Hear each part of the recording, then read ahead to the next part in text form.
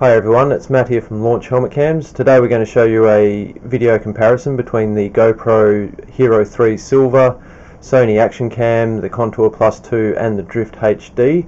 Going to try and get into that as quick as possible. Just want to let you know a few things about what we've tested and why we've tested it that way. First off, don't forget to change your viewer to HD. It's going to make a big difference to what you see in the comparison.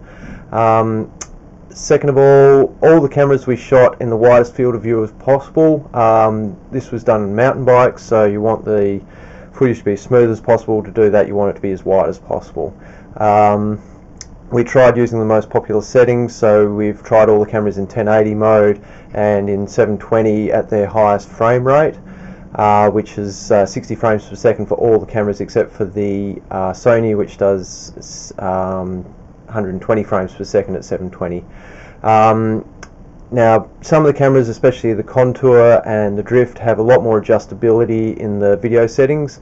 You've got things like white balance, contrast, brightness, all this sort of stuff, so it does make it quite hard to do a comparison because you don't want to be changing all those settings and then doing 100 different comparisons in those settings. So on those two cameras we did adjust them for the conditions a little bit. Those adjustments didn't exist on the Sony and the GoPro, so we didn't do anything there, obviously.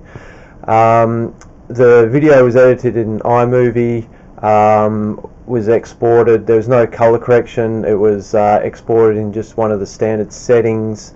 We sort of tried to do it in sort of a basic way that most people would do. Just, you know, if you're a guru ninja video editor, you might be able to get different results, but this is what your average person is going to get out of these cameras. That said, you should sort of take any videos that you sort of see on the net with a pinch of salt when you're sort of trying to judge quality, because it does depend on how it's exported, depends how that exported video is converted to Flash when it gets uploaded.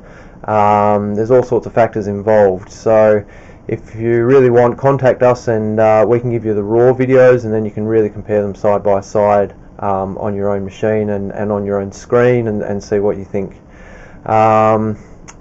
With all these cameras, the audio is unchanged, so you'll get the audio comparison as well. Some of the Sony only doesn't record audio in anything above 30 frames per second, so anything that's slow motion or shot in 60 or 120 frames per second, there's no audio. We're not going to really draw any conclusions here. Video is very subjective, so I'd be very interested to sort of hear people's comments, get their feedback. Please post what you think's good, bad about the cameras. We're really interested to hear what people think about them. And yeah, I guess the final word of advice would be video quality is only one of the sort of variables in the equation when you should be looking at which one to buy. So, you know, factor that in, but it may not be the only thing that you need to look at. So, you know, have a think about your purchases. So there's 5 different tests that we've done here. The first one is 720p at the highest frame rate possible, and it's played back at normal speed. Second one is 1080p at 30 frames per second. The third one is basically the same, 1080p 30 frames per second, but with the GoPro turned to Protune and the Sony Action Cam turned on with SteadyShot. The Contour and Drift don't have those sort of features, so obviously we can't turn anything like that on. The fourth one is again back at 720p at the highest frame rate per second, but there you've got a short clip of it at normal times, 2 times slower and 4 times slower. And then the fifth one is just a short clip that was shot sort of out on the road, which is a bit brighter conditions, and again that's 1080p 30 frames per second. So check it out, see what you think.